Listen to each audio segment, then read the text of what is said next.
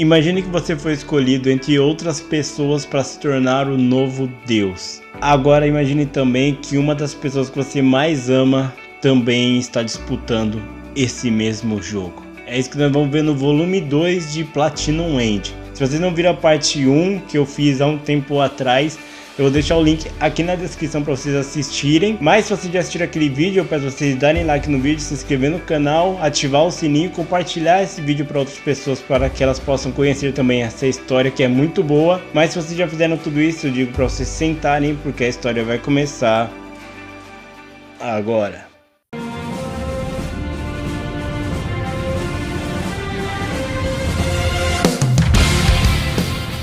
A história começa exatamente de onde o último volume parou, com a Saki acertando aquela flecha vermelha no Mirai. O Mirai ele fica extremamente apaixonado pela Saki, mais do que ele já é, e a Saki então pergunta se ele tem asas. Ele fala que sim. Ela então fala para ele ir até a casa dela, ir pro segundo andar no quarto dela, que a janela estaria aberta, para ele entrar lá e ficar esperando ela, que daqui a pouco ela chegaria lá. E depois de um tempo, a Saki acaba chegando. Quando ele chega lá, o Rubel, que é o anjo da Saki, ele começa a perguntar como que é o estilo do anjo dele, o que ele tem, se ele tem asas, flechas, e o Mirai fala que ele tem um anjo supremo. Então o Rubel já descobre, caramba, esse anjo que ele tem é poderoso. O Rubel também fala que como a Saki ela não tem asas, então é pro Mirai ajudar ela a voar. Ele fala para os dois darem as mãos, aquelas areolas que tem nos braços deles acabam se unindo e com isso os dois acabam voando juntos. Eles voam por um tempo, conversam bastante ali, ficam maravilhosos com toda aquela visão maravilhosa e depois de um tempo eles voltam. O Rubel então fala que ele tem uma única missão ali, que ele quer proteger a Saki. Então ele fala que o Metropolis Man é uma grande ameaça, porque ele tem essa pose de bom moço, quer ajudar todo mundo, mas na verdade ele quer matar todo mundo para virar o novo deus, e isso inclui, obviamente, a Saki. Então ele fala pro Mirai ir lá e matar ele. O Mirai fala que vai fazer isso, mesmo que ele acabe morrendo nesse processo. Quando o Mirai vai sair, a Neise acaba aparecendo. Ela fala que ficou preocupada porque o Mirai sumiu, não voltou por muito tempo, então ela decidiu procurar ele. E é só quando o Rubel vê a Neise que ele se toca. Putz, mano, porque ele comenta que cada anjo tem uma personalidade, um poder, digamos assim. E no caso da Neise é que ela consegue ver a bondade em tudo, ela é extremamente pura. E a Neise então meio que confronta o Rubel, porque ela fala, meu, se você fosse pra lá lutar com o Metropolis Man e caso você matasse o Metropolis Man, tudo iria das flechas que ele vinham pra você e depois era só o Rubel falar pra você se matar e as coisas viriam pra Saki de novo. Aí ele basicamente ganharia dos dois lados. Então, ele meio que fica indignado com aquilo, mas tudo bem. Só que o Rubel tá preocupado com depois que o efeito da flecha passe, o Mirai decida matar a Saki. Só que a Neise fala, não, ele é apaixonado por ela e tal, então fica tranquilo. Em outro local, nós vemos que o Metropolis Man, ele acaba se intrometendo ali numa fuga, que um bandido estava fugindo da polícia, e ele acaba ajudando a polícia nisso. Embora todas as pessoas ali que estão acompanhando aquilo ali acabem gostando bastante do Metropolis Man, ele vê que grande parte das pessoas não aprovam o comportamento dele, de ser um vigilante, uma coisa assim, e a maioria das pessoas não gostam dele. Então ele acha que em vez de ficar fazendo todo esse show off, ele deveria ir direto para as pessoas que ele tá indo atrás, que são dos escolhidos. Então ele pensa em uma outra abordagem.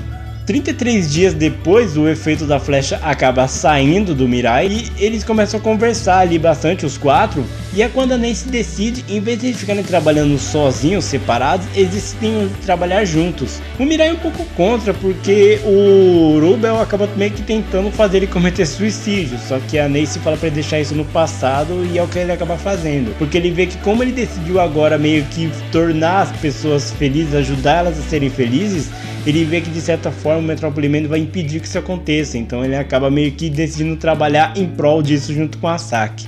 Nesse momento, a Saki recebe uma mensagem no celular falando que o Metropolis Man vai fazer um pronunciamento ao vivo. Quando ela liga a TV, ela vê que o Metropolis Man já tá lá, ele começa a falar coisas tipo que ele vai estar num lugar bem aberto para todos os outros escolhidos estarem ali e irem presenciar aquilo porque ele quer conversar, ele quer formar alianças com esses novos escolhidos para derrotar o mal que tá na Terra. O Mirai ele até acha isso um pouco estranho, porque caramba, será que pessoas de outros países verão isso?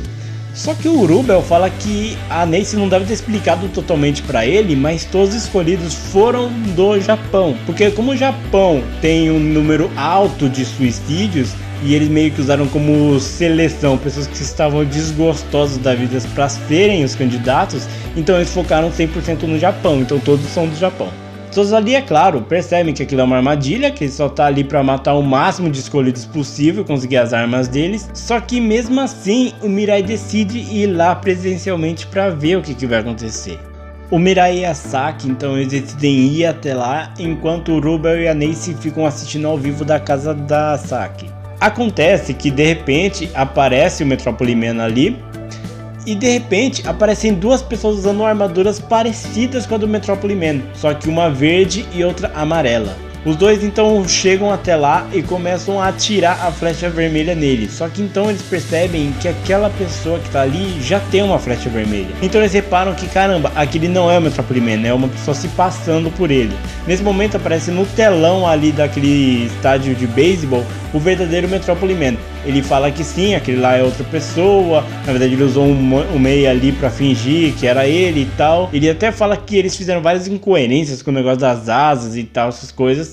E até mesmo revelado um pouco da vida desses dois caras, do azul e do amarelo. Na verdade eles eram dois caras bem falidos, que quando eles estavam pensando em se matar depois de perder uma aposta, eles acabaram encontrando os anjos deles. Depois de ver tudo que eles puderam fazer e ficando com medo do Metrópole Man, eles acabaram meio que decidindo, né, bater de frente contra ele, porque ele é um cara só, ele não teria como vencer de dois ao mesmo tempo.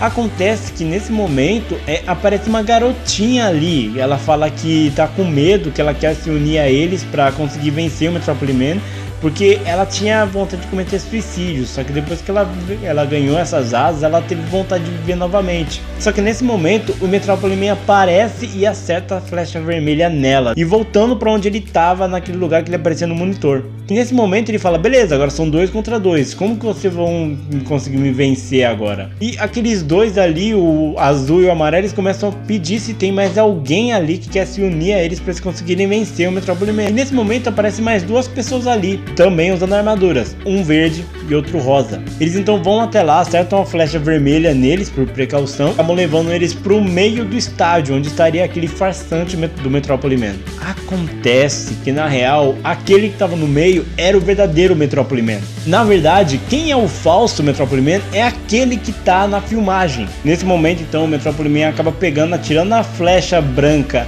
no azul do homem que estava fantasiado com a armadura azul. Só que no que estava fantasiado com a roupa amarela, ele acaba jogando a flecha vermelha. Ele então revela que 2 das pessoas que estavam ali era basicamente pessoas que ele pagou para estar ali. Elas não têm nenhum anjo, muito menos poderes. Então depois disso ele acaba mandando essas 2 pessoas embora. Quando essas 2 pessoas foram embora, o anjo da pessoa da armadura azul aparece e ele fala, pô, eu matei ela, então me dá as coisas dela. E ele acaba ganhando todos os itens que aquele cara tinha. Nesse momento então, ele começa a conversar tanto com a menina que estava sendo manipulada, como com o cara da armadura amarela, e ele fala, cara, vem cá. Ele vai e coloca uma algema nos dois, na menininha e no cara de armadura amarela. Ele fala, pô meu, ó, vou deixar assim porque eventualmente o efeito da flecha vai acabar e vocês vão tentar contra a minha vida. Então eu vou matar um de vocês. O cara de armadura amarela começa a entrar em desespero e começa a tentar fugir. Então o Metrópole Man acaba pegando e acertando a flecha branca nele.